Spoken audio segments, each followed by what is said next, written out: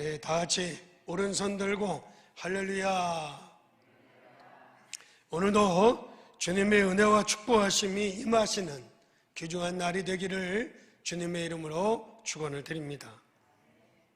어떤 청년이 4달러의 돈을 가지고서 어머니의 생일에 노래를 선물하기 위해서 음반 회사를 찾아갔습니다.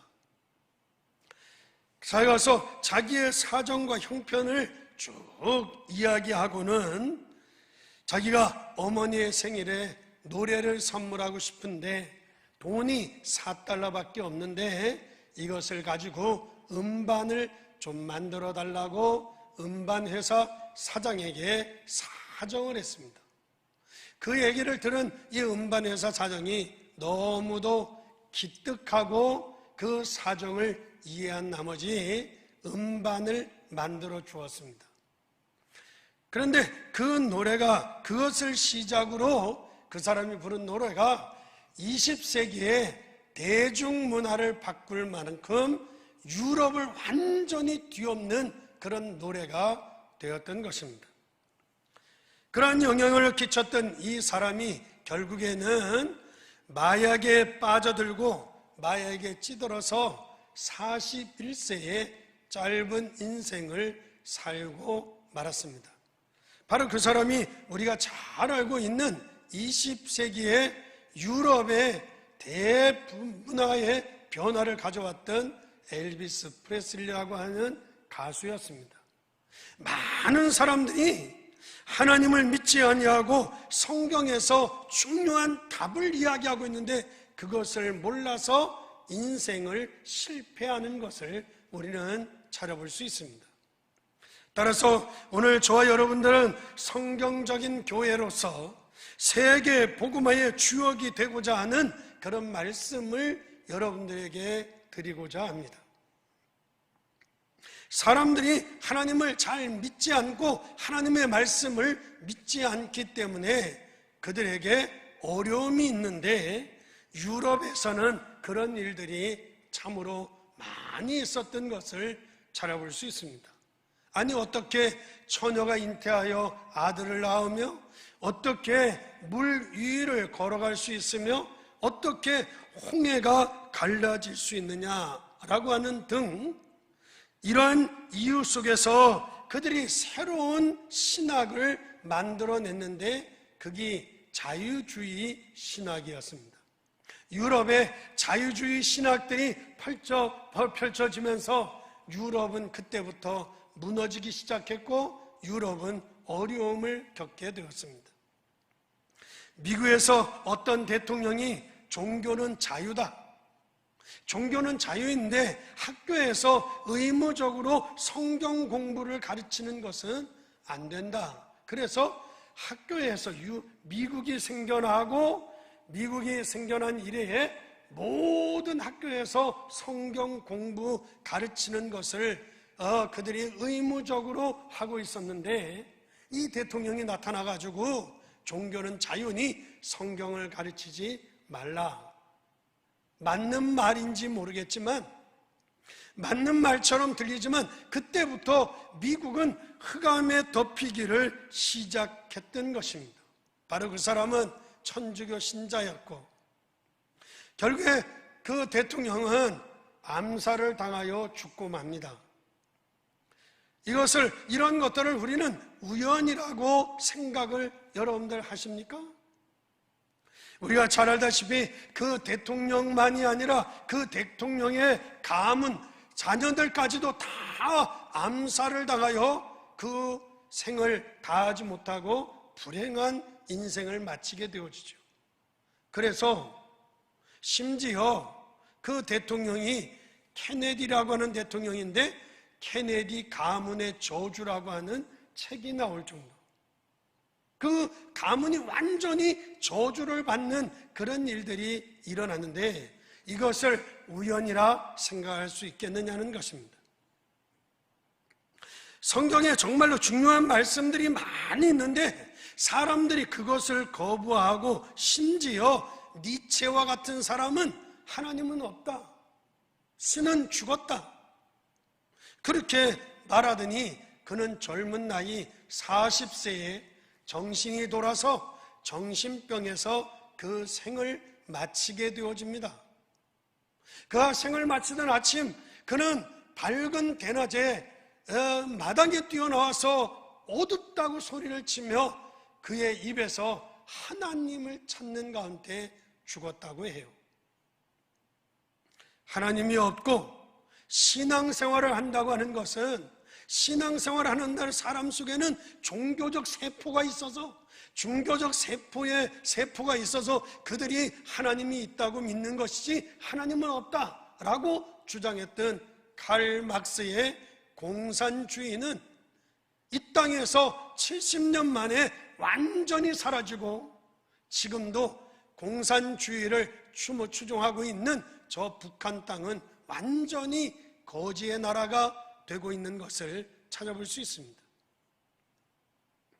이런 모든 것들을 우리는 어떻게 생각하느냐? 우연이라고 생각하느냐라고 하는 것이죠. 우리는 하나님의 말씀이 무엇을 말씀하고 있는지, 하나님의 말씀은 어떤 답을 우리에게 주고 있는지를 저와 여러분들은 분명히 알아야 될 줄 믿습니다. 통계적으로 사람들이 겪는 어려움 중에 가장 큰 어려움이 뭐냐라고 할 때 첫째로는 가정의 문제다라고 말하고 있습니다. 따라서 우리나라에도 30%의 이혼할 정도로 가정에 어려움이 있는 것을 찾아볼 수 있습니다. 더 나아가서 두 번째로는 돈의 어려움이다. 돈의 어려움을 당하고 있다는 것입니다. 세 번째로는 직장에서나 회사에서나 사회생활하는 가운데 인간관계에 문제들이 많이 나타난다고 하는 통계적으로 나와 있습니다. 그래서 우리가 가정의 문제가 됐든 경제적 문제가 됐든 인간관계의 문제를 해결을 하려고 하면 우리는 성경을 자세히 보고 하나님의 말씀을 알아야 한다는 것입니다. 그런데 사람들이 성경을 자세히 보지 아니하고 껍데기만 보는 것이 가장 큰 문제라는 것입니다. 가정에서 남편 문제라든지 자녀의 문제를 어떻게 해결할 것인가, 특히 인간관계의 문제는 하루아침에 어느 날 갑자기 생겨난 것이 아니라고 하는 것입니다. 이것은 오래된 영적인 배경을 가지고 자라는 가운데 영적인 문제에 걸려든 것입니다. 이것을 성경은 뭐라고 얘기하는가 하면 마귀에게 눌렸다라고 성경은 말하고 있습니다. 사단에게 잡혀 있으니 우리가 이런 문제들을 어떻게 해결할 수 있겠느냐는 것입니다. 사단에게 눌려 있으니 이들이 어떻게 그 문제에서 자유할 수 있겠느냐는 것입니다. 그런 가운데 남편을 원망하고 아내를 원망을 해도 아무 소용이 없는 것이죠. 점점 더 어려워져서 결국에는 이혼도 하고 결국에는 가정을 파탄시키기도 하지만 행복해진다고 하는 보장은 절대 없는 것이죠. 그러나 성경에서는 그런 문제들에 대해서 분명히 답을 주고 있는데 이 성경을 몰라서 그들에게 문제가 오는 것이고 어려움을 겪는 것이다 라고 할 수 있는 것입니다.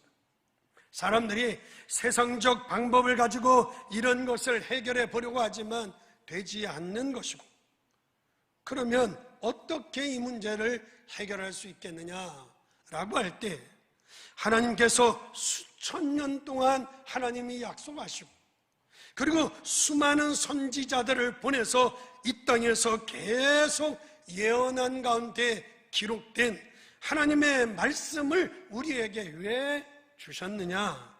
오늘 우리는 그 하나님의 말씀을 붙잡고 여러분들 승리할 수 있기를 주의 이름으로 축원합니다.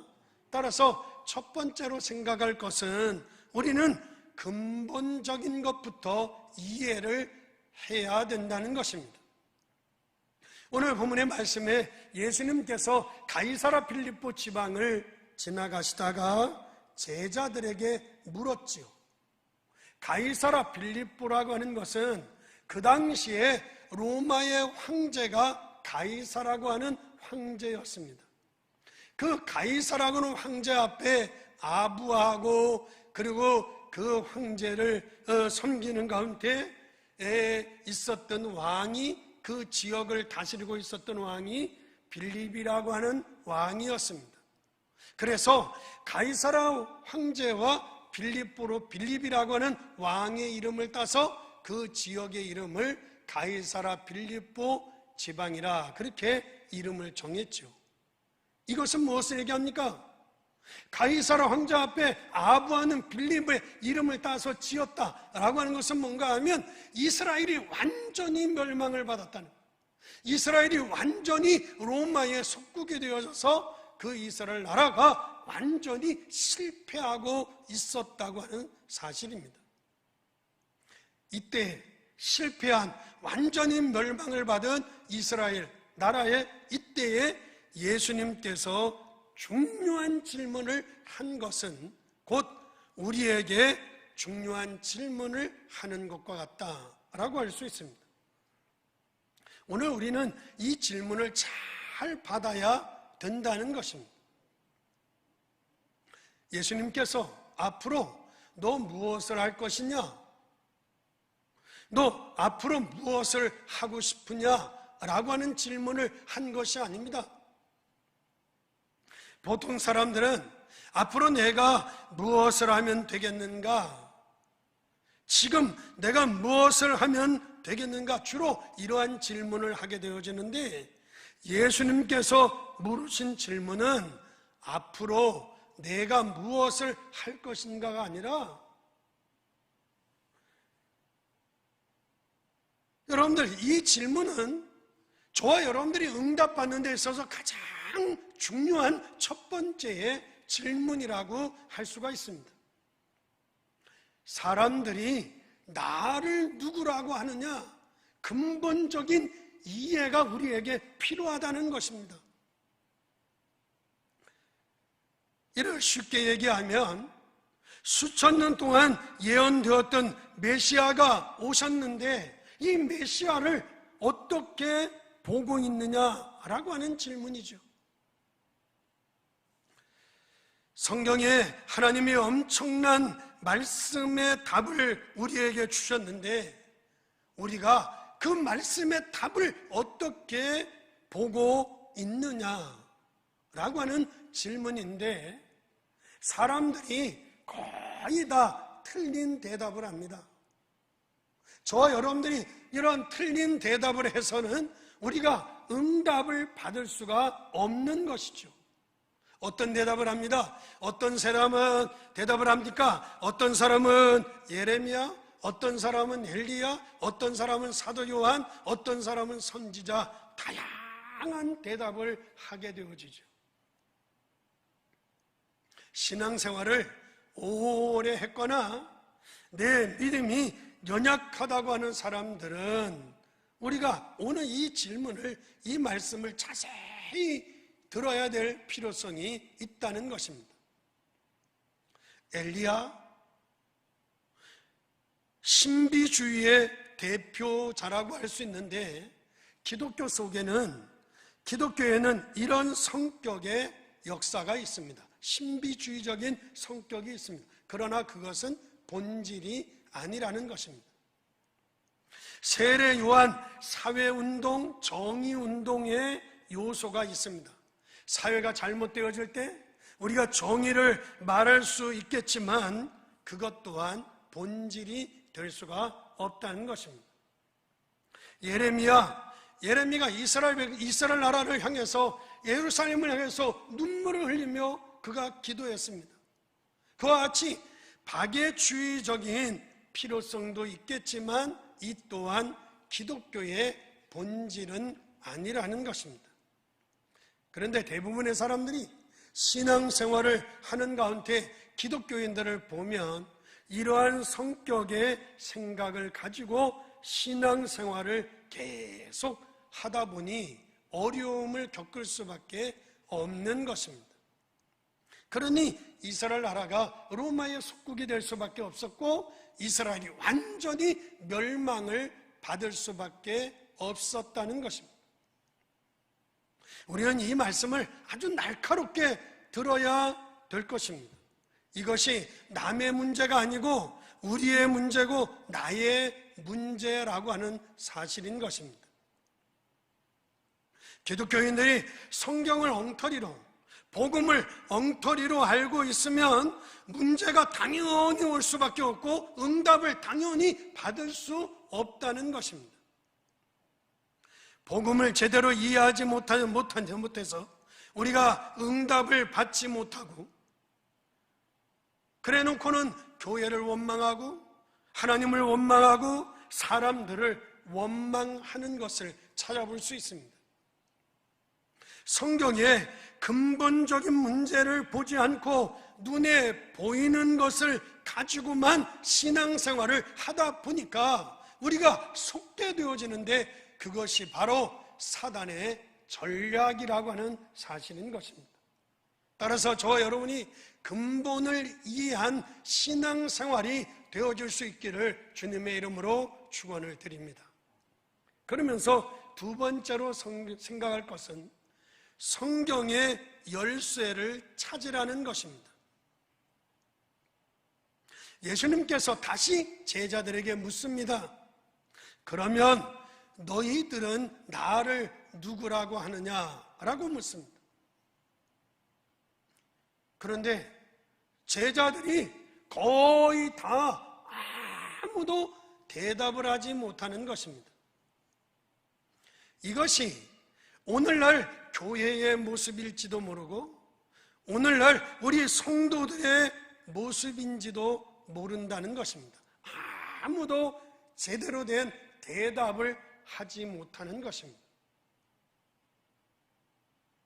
그게 무슨 말이냐? 이렇게 여러분들 의문의 질문을 할 수 있겠지만 제가 많은 전도 현장을 다녀볼 때 제가 지금까지 목회를 하면서 목회 현장 속에서 제가 보게 되어지는 것은 성도들이 거의가 복음 가진 것이 얼마나 좋고 이 복음이라고 하는 것이 얼마나 놀라운 것이냐는 것을 잘 모르고 예수 믿는 것을 부끄럽게 생각하는 사람들이 있습니다.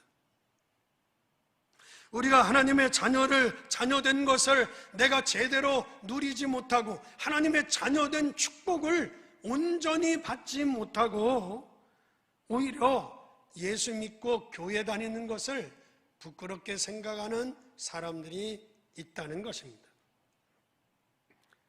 우리는 사회생활 할 때 믿는 사람으로서 우리는 담대해야 됩니다. 담대할 뿐 아니라 우리에게 주어진 일들, 내가 직장이면 직장에서 사회생활하는 가운데 우리가 올바르게 바르게 일을 할 수 있어야 됩니다.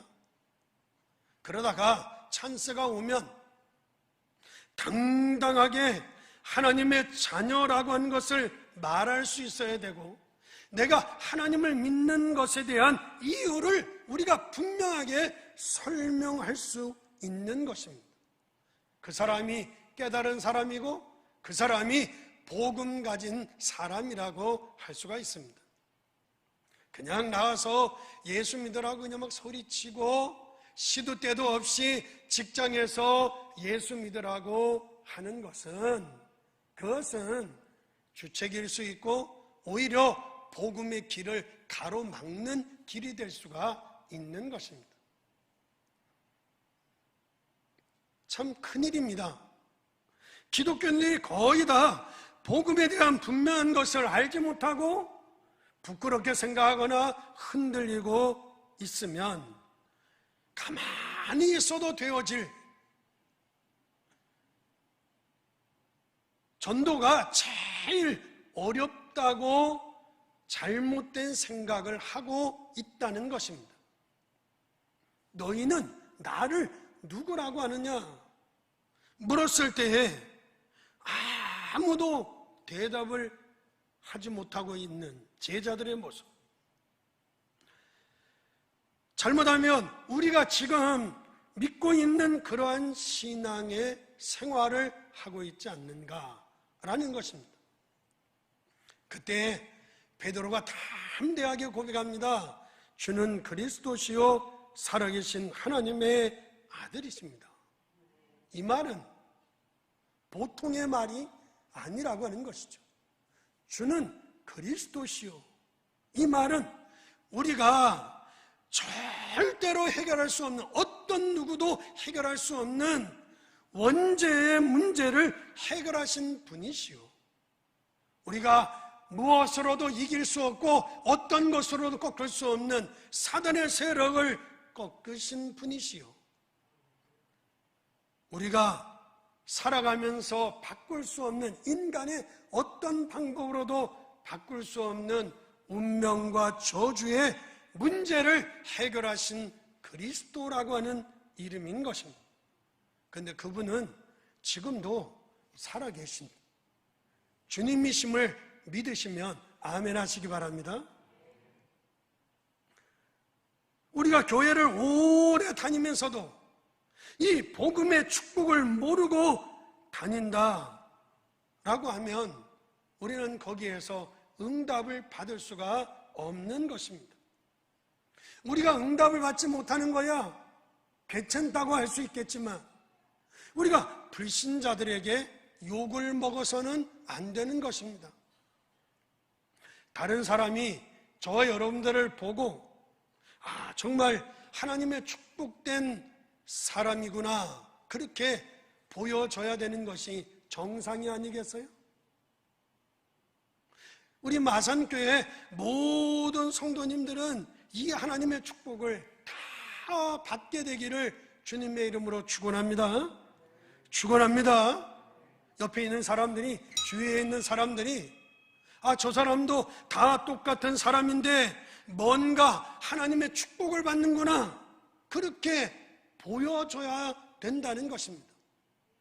내가 응답받지 못하는 것은 괜찮을지 모르겠지만 주위에 있는 사람들에게 욕을 먹어서는 아니 된다는 것입니다. 자, 보세요. 불신자였던 장군 보디발이 요셉을 보면서 뭐라고 얘기합니까? 여호와께서 너와 함께 하시는구나, 그렇게 보았습니다. 그뿐만 아니라 예수를 믿지 않는 불신자의 왕이었던 느부갓네살 왕이 요셉을 보면서 뭐라고 얘기합니까? 너와 같이 여호와의 신에 충만한 사람을 내가 본 적이 없다고 할 정도였습니다.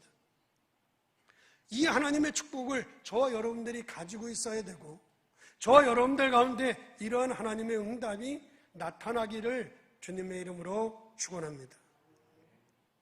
그때 예수님께서 베드로에게 너 참 똑똑하구나, 너 참 머리가 좋구나, 너 참으로 훌륭한 사람이구나, 너 직분이 무엇이냐, 그렇게 말하지 아니하고 뭐라고 얘기합니까? 시몬아, 내가 복이 있구나. 믿으시면 아멘. 복이 있구나. 엄청난 축복을 그에게 주신 것을 찾아볼 수 있습니다. 오늘 21절의 말씀을 보면 이때로부터 그랬습니다. 이때로부터, 이 고백이 있은 이때로부터 예수 그리스도께서 자기가 예루살렘에 올라가 장로들과 대제사장들과 서기관들과의 많은 고난을 받고 죽임을 당하고 제3일에 살아날 것을 제자들에게 비로소 얘기했다. 이게 뭔가 하면 중요한 얘기를 그때부터 시작을 했다는 것입니다. 그리스도란 인간의 문제, 사단과 지옥과 저주와 운명을 해결했다는 단어로서 지구상에서 제일 중요한 단어일 뿐 아니라 인간의 근본적인 문제를 해결했다고 하는 단어인 것입니다. 이 단어를 가지고 있으면 여러분들의 직장과 현장과 가정에 있는 모든 흑암의 권세는 다 꺾여지는 역사가 일어나게 될 줄 믿습니다. 따라서 세 번째로 생각할 것은 하나님이 주신 축복을 누리자는 것입니다. 베드로가 주는 그리스도시요 살아계신 하나님의 아들이라고 그가 고백할 때에 예수님께서 그에게 놀라운 축복을 하게 되어집니다. 시몬아, 너는 저 바닷가에 굴러다니는 자갈같이 자갈이 아니라 영원히 흔들리지 않는 바위 같은 반석같이 내가 되리라 라고 말씀하신 것입니다. 그러므로 예수를 잘 믿다가 타락했다든지 예수를 잘 믿었는데 망했다고 하는 말은 틀린 말인 것입니다. 내가 예수를 잘 믿었다든지 내가 예수를 잘 믿었다고 하면 반드시 하나님께서 축복하시게 되어져 있는 것이지, 반석같이 되리라 축복하시게 되어져 있는 것이지, 예수 믿다가 타락을 했거나 예수를 잘 믿었는데 망하는 법은 절대로 없는 것입니다. 분명히 그 사람은 교회를 다녔지만 복음을 모르고 교회를 다니다가 타락을 한 것이고, 그가 교회를 다니면서 예수를 믿는다고 했지만 분명히 그는 복음을 정확하게 몰랐기 때문에 망한 것이고 실패한 것인 것입니다. 하지만 우리가 복음 안에 있으면, 우리가 어디에 있어도 어떤 일을 당하여도 망하거나 흑암의 세력의 공격을 당한다 할지라도 우리는 반드시 승리할 것을 믿으시면 아멘 하시기 바랍니다. 너는 반석이다 라고 예수님께서 약속한 것을 찾아볼 수 있습니다. 그러면서 음부의 권세가 너를 이기지 못할 것이고 내가 네게 천국의 열쇠를 줄 것이니 땅에서 매면 하늘에서도 매이고 땅에서 풀면 하늘에서도 풀릴 것이다. 천국에 뭐를 주느냐? 천국의 열쇠를 준다는 것입니다. 이 열쇠를 사용하기만 하면 하나님께서 역사가 일어난다고 하는 것이 베드로에게 주신 축복의 약속인 것처럼 여러분이 이 하나님의 축복을 마음껏 누릴 수 있는 하나님의 응답이 있기를 주의 이름으로 축원합니다. 우리가 이런저런 형편 가운데 살고 있지만 여러분들이 이 하나님의 축복을 가지고 있다고 하면 그 사람은 어떤 형편과 상황 속에서도 반드시 승리하게 될 줄 믿습니다. 요셉을 보세요. 어머니가 일찍 돌아가셔서 불행하게 보였지만 그렇지 않았습니다. 다윗을 보세요. 다윗이 오만 고생을 다 하는 것 같았지만 그러지 않았다는 것입니다. 천국 열쇠를 주노라. 천국 열쇠를 가지고 있었다는 것입니다. 여러분이 기도하기만 하면 하나님께서 응답하시는 천국 열쇠를 주신 것이었습니다. 사랑하는 성도 여러분, 아무것도 낙심할 필요가 없습니다. 어떻게 하면 내가 사람을 살리는 주역이 될 것이냐? 오늘 하나님의 말씀에 확신을 여러분들 가지시기를 바랍니다. 여러분 속에 구원받은 자에게는 생명이 있음으로 말미암아 우리가 연약해서 때로는 흔들릴지 모르지만 하나님께서는 우리를 찾아오셔서 우리를 인도하심으로 우리를 승리케 하실 줄 믿습니다. 그래서 오늘 우리는 하나님의 말씀을 아주 굳건히 붙잡으셔야 됩니다. 정말 우리가 하나님의 역사를 믿으면 반드시 하나님의 역사가 일어난다는 것입니다. 그런데 안 믿으니까 문제가 되는 것이죠. 아브라함도 처음에는 안 믿었고 모세도 할 수 없다고 말을 했습니다. 히브리서 4장 12절의 말씀에 보게 되면 하나님의 말씀을 듣기만 하면 영과 혼과 관절과 골수와 마음과 생각이 다 치유되어진다고 말씀하고 있습니다. 하나님의 말씀을 믿을 때 엄청난 증거가 일어날 것을 약속하고 있습니다. 믿을 때 하나님이 우리의 몸속에 넣어놓은 에너지, 하나님의 축복이 엄청난 것입니다. 특별히 우리 구원의 말씀은 살아있고 구원의 말씀은 운동력이 있다고 했습니다. 땅에서 매면 하늘에서도 매이고 땅에서 풀면 하늘에서도 풀리리라고 말씀하고 있습니다. 이때에 기도하게 되어지면 우리에게 가문에 숨겨져 있는 모든 문제까지라도 다 해결되는 역사가 일어날 줄 믿습니다. 사랑하는 성도 여러분, 오늘 믿음 가진 사람으로, 오늘 하나님의 증인으로 우리가 함께 예배하고 있습니다. 예배하는 모든 여러분들에게 하나님의 축복이 임하기를 축원합니다. 여러분이 복음 없는 사람들을 살려야 될 주역들입니다. 그래서 여러분들이 이 믿음을 가지고 기도한다면 하나님이 응답하실 것인데, 어떤 믿음이냐? 구원을 주시는 하나님의 말씀을 붙잡으라는 것입니다. 그래서 하나님의 자녀, 단순한 응답이 아니라 영적으로 죽어가는 자들을 다 살려내야 되기 때문에 저와 여러분들이 언약의 말씀을 붙잡고 여러분들 승리하시라는 것입니다.